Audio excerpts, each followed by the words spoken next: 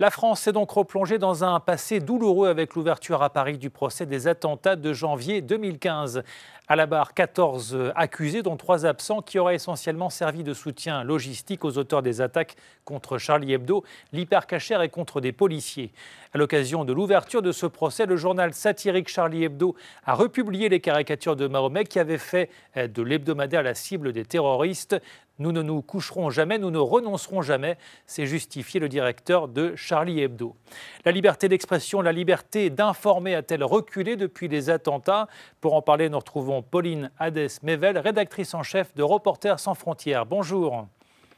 Bonjour. Alors Charlie Hebdo a republié donc ses caricatures à l'occasion de l'ouverture de ce procès. C'est un message fort qui est envoyé pour défendre cette liberté d'expression qui avait été attaquée en janvier 2015. Absolument. D'ailleurs, on a entendu l'avocat de Charlie Hebdo, Richard Malka, s'exprimer en fait à l'entrée de la salle d'audience ce matin et répéter qu'au fond, l'esprit de Charlie, c'est ça, c'est justement de refuser de renoncer à nos libertés, de renoncer au rire, de renoncer au rire et au blasphème surtout.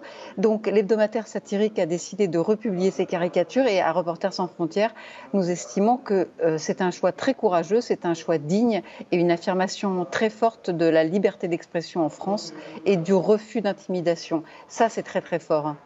Alors, est-ce que ces attentats ont eu un impact durable sur cette liberté d'informer ? Bien sûr, elle souffre aujourd'hui, cette liberté d'expression en France, de la violence, surtout sur les réseaux sociaux, où parfois certains sont empêchés de s'exprimer.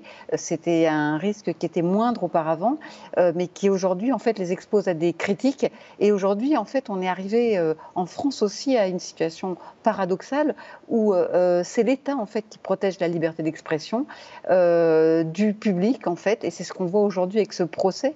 Y a-t-il un sentiment de peur qui a gagné les médias depuis 2015 ? Est-ce que les médias font toujours l'objet de menaces pour des motifs religieux notamment ?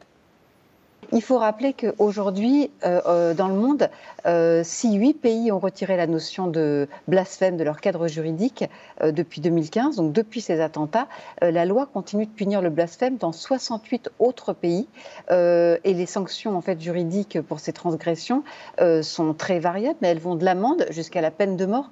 Donc c'est encore très compliqué de parler de la religion, de la caricaturer, de la montrer et de s'exprimer sur cette question dans de nombreux pays du monde. Merci beaucoup Pauline Hadès-Mével. Je rappelle que vous êtes rédactrice en chef de Reporters sans frontières. Merci beaucoup. Merci.